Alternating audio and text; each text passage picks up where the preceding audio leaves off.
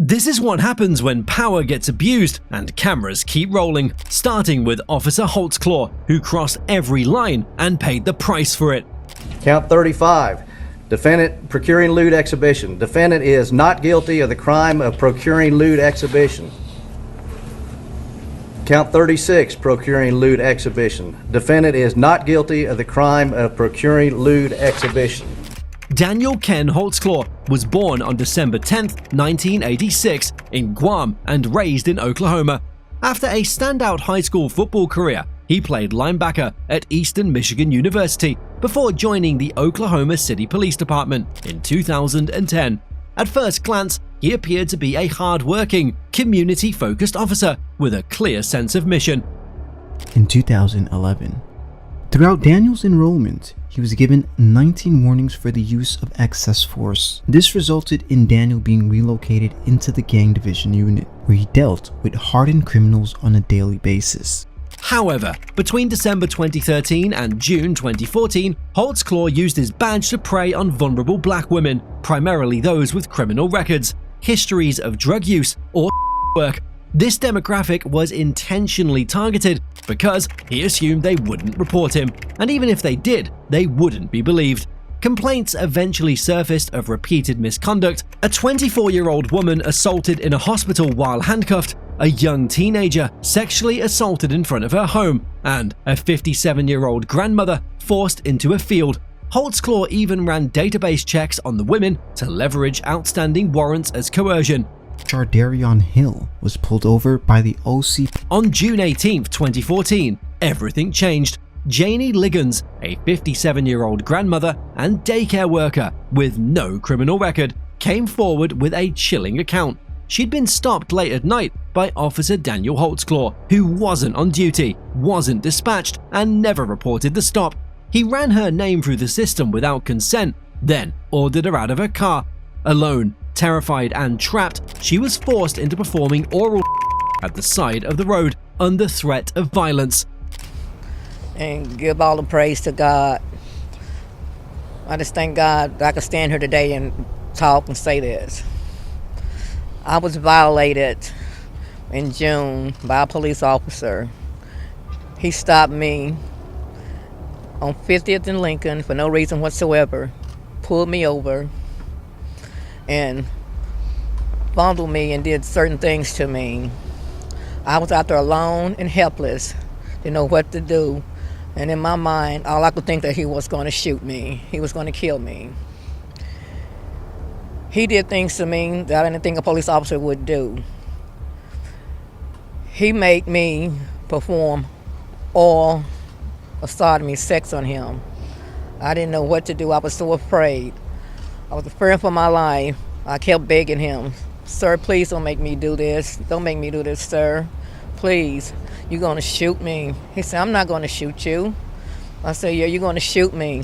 The only thing I could see was my life flash before my eyes and the gun in his holster on his right side. By the next day, her report triggered a flurry of action. Investigators traced his patrol routes and checked digital logs, finding disturbing overlaps. Ligins wasn't alone. Officer Holtzclaw's mask was slipping, and the truth was close behind. All I can say is I was a victim. I was traumatized. I went to therapy. I had a stroke behind this, and I still live with this day after day. And all I know is I wasn't a criminal. I have no record. I didn't do anything wrong. You said I did something wrong. You said I was swerving, which I was not. You just wanted to stop me. So all I could say is I was innocent, and he just picked the wrong lady to stop that night. Yes. Officer Holtzclaw starts telling his version of the story, which didn't involve the sexual assault. He was asked if he had any sexual involvement with the woman, and he clearly denied even under the threat of DNA evidence. The detectives bring up another case where Holtzclaw was accused of making advances. However, he still stuck to a different version of his story. Daniel Holtzclaw's case became a media sensation, with months of accusations, including sexual abuse, rape, sexual battery, and stalking, flooding the headlines. Despite the severity of the allegations, Holtzclaw initially posted bond and was released on $500,000 bail. He remained at home under supervision, even as the gravity of the charges mounted. The Oklahoma City Police Department suspended him and fired him in January 2015. You got any questions of all this? I'm getting attacked now. I'm just feeling, oh my God, bless. I want DNA, I want everything, I want to get it done. We're going to put it to the front of the line, okay? Get it done. I can tell you, it usually takes a long time, but because of the situation, we will put it at the front of the line, okay? Yeah. I mean, usually on this stuff, we do whatever we can. Here is shorts and a shirt. I don't know if the shirt will fit in a sec. Before I call Carrie, Yes. you tried to have sex with Carrie, I not tried to have my somebody else. girlfriend, yes, that was in my bed, yes. Do you ever cheat on her? No, So it's only Carrie right now. Carrie. All right, man.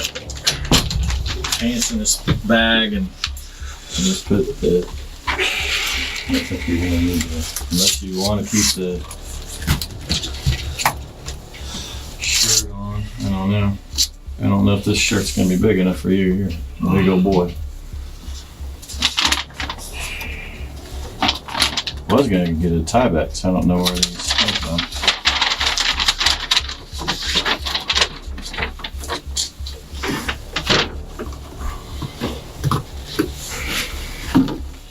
Well,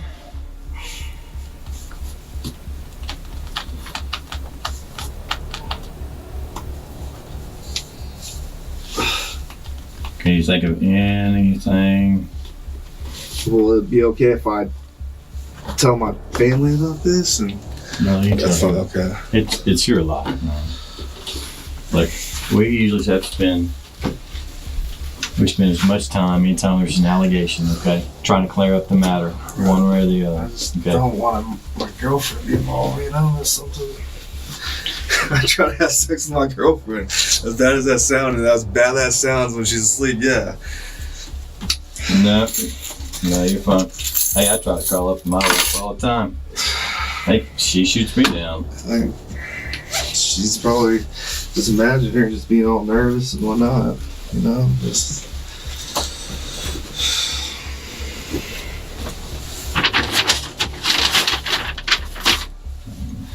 Well, you can get home and kind of explain everything.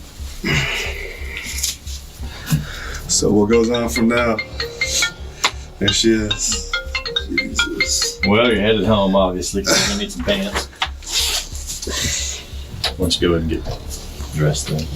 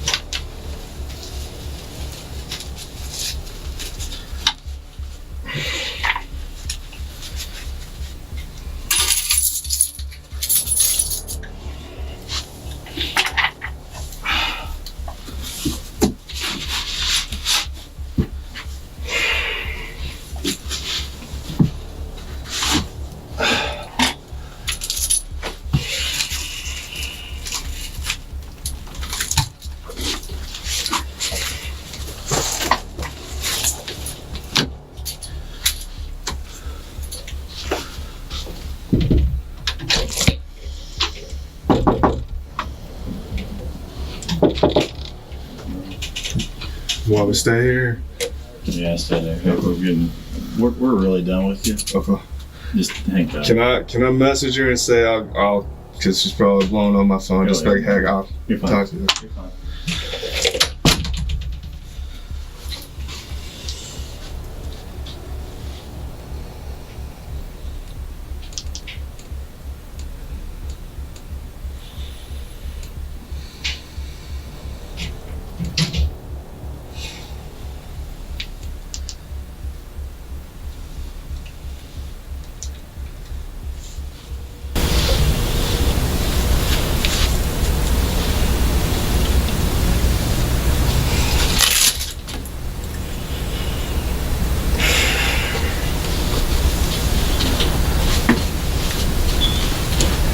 Hey, baby.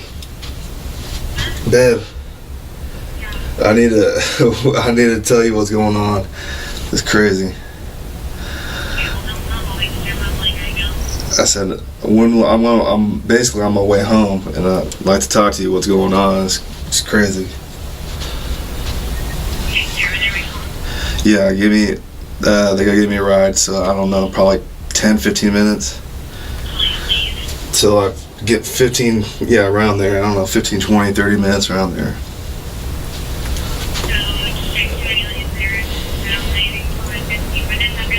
Yes. I don't know.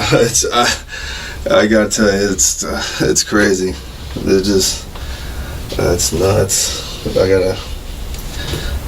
I love you, okay? I love you.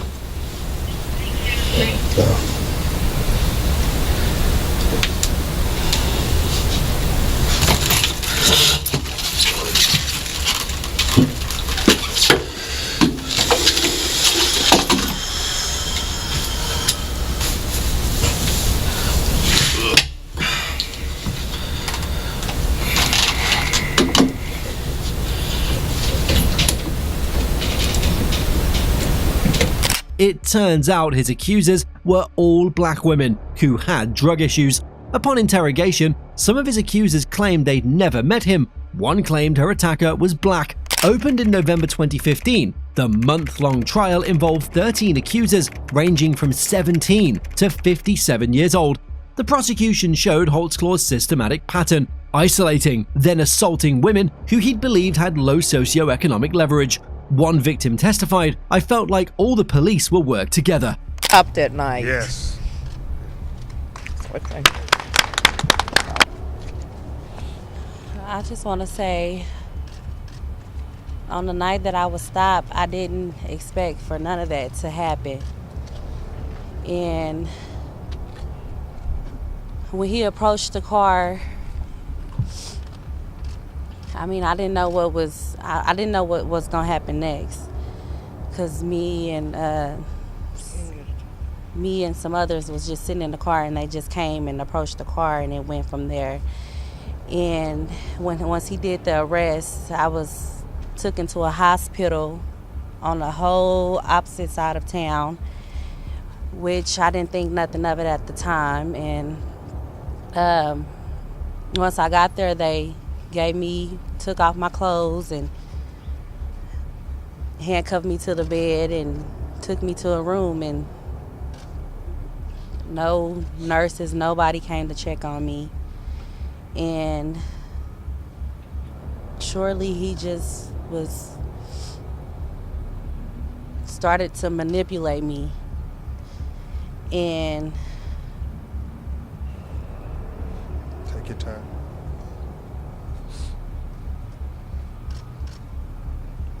me being in a room with the police, not expecting to get violated the way I did.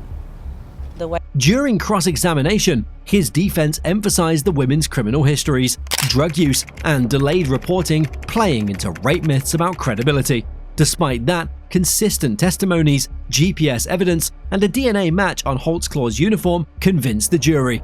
After 45 hours of deliberation, the all-white jury convicted Holtzclaw on 18 of the 36 counts, 4 for first-degree rape and several counts of battery and sodomy. In January 2016, he received a 263-year prison sentence, practically guaranteeing he will spend the rest of his life behind bars. All right, the verdict seemed to be in proper order. This is in the District Court of Oklahoma County, State of Oklahoma, the State of Oklahoma versus Daniel K. Holtzclaw, case number CF 2014-5869. Verdict, count 1, sexual battery. We, the jury, impaneled and sworn in the above entitled cause, do upon our oaths find as follows. Defendant is guilty of the crime of sexual battery and set punishment at 8 years. Count 2, procuring lewd exhibition. Not guilty of the crime of procuring lewd exhibition. Count 3, burglary in the first degree. Defendant is not guilty of the crime of burglary in the first degree, nor lesser included. Count 4, procuring lewd exhibition. Defendant is guilty of the crime of procuring lewd exhibition, and punishment is set at 5 years. Count 5, procuring lewd exhibition. Defendant is guilty of the crime of procuring lewd exhibition, and punishment is set at 5 years. Count 6, defendant is not guilty of the crime of stalking. Count 7, defendant is not guilty of the crime of sexual battery. Count 8, defendant is guilty of the crime of forcible oral sodomy, and punishment is set at 20 years. Count 9, in the first degree. Defendant is not guilty of the crime of in the first degree. Count 10, forcible oral sodomy. Defendant is guilty of the crime of forcible oral sodomy, and punishment is set at 16 years. Count 11, in the first degree. Defendant, count 35, defendant procuring lewd exhibition. Defendant is not guilty of the crime of procuring lewd exhibition. Count 36, procuring lewd exhibition. Defendant is not guilty of the crime of procuring lewd exhibition. Let me ask the jury, is this your verdict, so say you all? All right. Counsel, would you like to examine the verdict forms? Not to say no. No, Your Honor. All right. Mr. Holtzclaw, if you and your attorneys just come forward.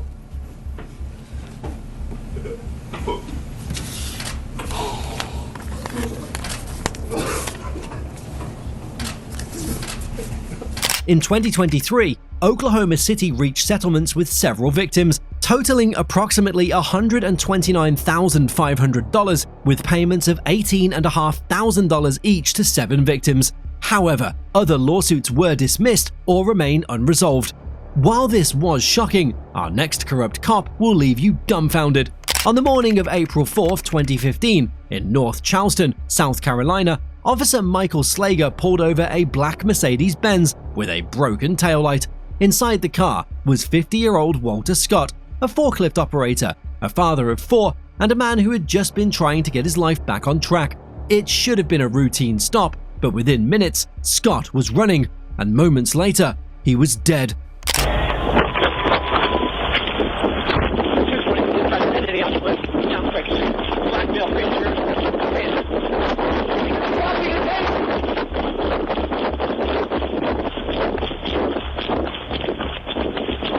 Slager had only been with the department for 5 years, married with children. He acted calm, capable, even unremarkable. But behind the badge was something colder, a tendency to escalate, to control, and ultimately to cover up. When Scott ran from the car during the stop, perhaps afraid of an outstanding warrant for unpaid child support, Slager chased him into a grassy lot, gun drawn. As Scott turned and ran again, Slager raised his weapon and fired 8 rounds. 5 hit Walter Scott in the back. Noticed the resulting confrontation and pushed record on his phone, capturing on video Scott running away again and Slager firing 8 shots at his back. After the shooting took place, the police department and Slager's lawyer David Ayler said the officer fired in self-defense during a scuffle over his taser. But within days, the eyewitness video surfaced and immediately changed perceptions of what had happened. On Tuesday, Ayler said he was no longer representing. Slager calmly walked toward the lifeless body as it crumpled on the ground. There was no rush to render aid, no radioed call of urgency. Instead, what followed was more chilling than the shots. Slager took his taser and dropped it beside Scott's body, as if rewriting the scene. He positioned the weapon to suggest Scott had grabbed it during the struggle, a move that could justify lethal force.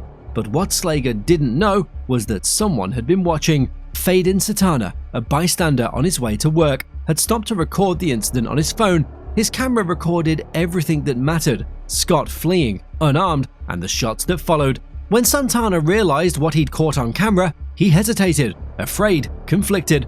But after seeing the official police story on the news claiming that Scott had posed a threat, he decided to go public. The video ignited a firestorm. With his guilty plea, Michael Slager reversed his 2 years of denial and admitted knowing he was using excessive force when he fatally shot Walter Scott. The footage spread across the internet like a lit match on a dry brush. What made it so horrifying wasn't just the act, it was the clarity. This wasn't grainy or shaky. It was a direct window into how far an officer would go to justify a killing. The lie, the weapon placement, the casual pacing, all of it unfolded in real time. It was undeniable.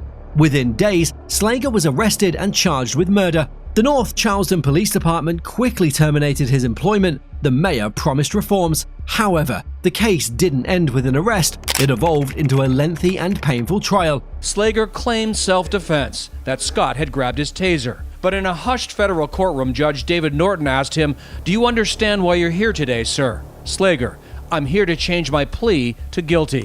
During the 2016 state trial, Slager's attorneys leaned on the ambiguity of the struggle, arguing that the officer feared for his life. The defense painted a picture of chaos, of adrenaline, of a split-second decision. The jury deliberated for days, but failed to reach a unanimous verdict, resulting in a mistrial. For many, it felt like justice was slipping away again, but the federal government stepped in. Slager has been fired from the police force and charged. In May 2017, Slager pleaded guilty to a federal civil rights violation, admitting that he had willfully used excessive force under the color of law. It was a rare move in police accountability, and one that carried weight. That December, a federal judge sentenced him to 20 years in prison.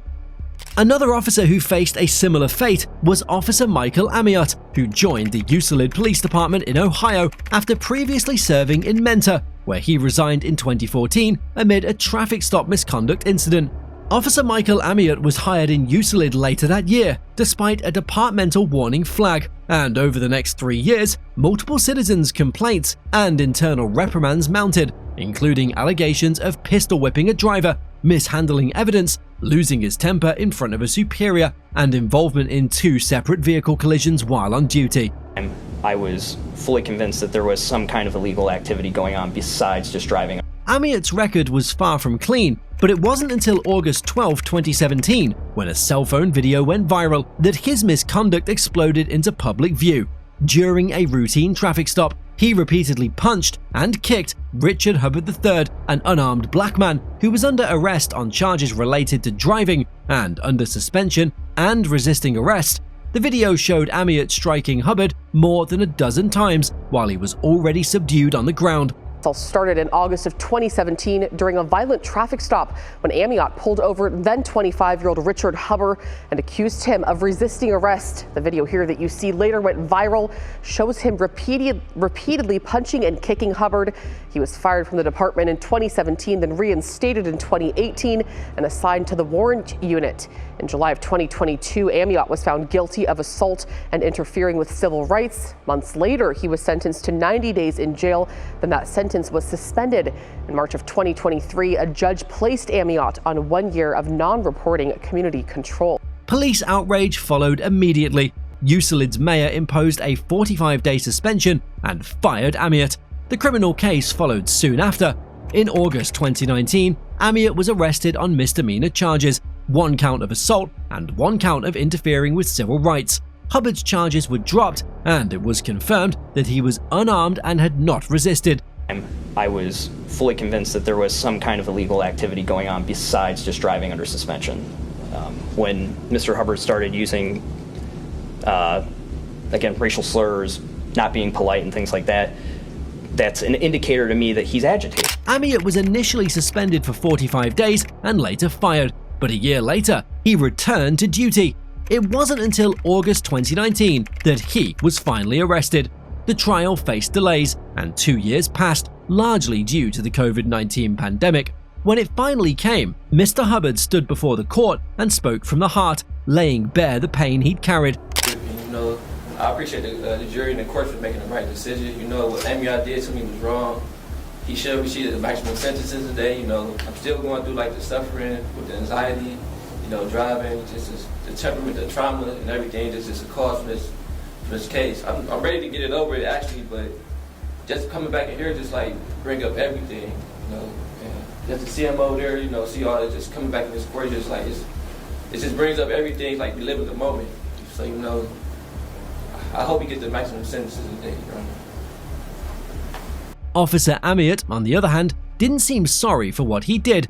his demeanor remained defiant even as public outrage grew and legal pressure increased. I'm not an advocate for or against use of force. Everything I did on that day was based on my training. It wasn't until March 2023 that Officer Amiott was finally sentenced. The court handed down 90 days in jail and a $1,000 fine, but the judge suspended the jail time on one condition: Amiott would remain under community control for 1 year. If he broke any rules, missed a check-in, got in trouble, anything, he'd serve the full 90 days behind bars. But the decision didn't sit well with the community. Many felt like it was a slap on the wrist, a soft landing for a man convicted of assault and civil rights violations. To them, justice had been delayed and now denied. Finally been handed down to Michael Amiott. He's the Euclid police officer found guilty of assault in a case that stems back to 2017. Carmen Blackwell has more now on what the judge had to say in court. Just hours ago, Euclid police officer Michael Amiott was sentenced to 1 year probation and mandated he pay a $1,000 fine and court fees. The judge initially announced a 90-day sentence, which he then suspended. Amiott's punishment is only for the assault charge. Police need to be able to control folk. No doubt about that. There must be control. But there's a limit to how that's done. Nearly 8 months ago, Amiott was found guilty of assaulting and interfering with civil rights of Richard Hubbard during a 2017 traffic stop. The judge acknowledged that Amiott had violated Hubbard's rights, but because too much time had passed, the court opted for a lesser assault charge. Hubbard didn't back down. He filed a civil rights lawsuit against the city of Euclid and the 3 officers. In 2021, the city settled, paying him and Yolamar Tirado, who'd been in the car with him, $450,000. If you enjoyed this video, YouTube thinks you might like the next one on your screen.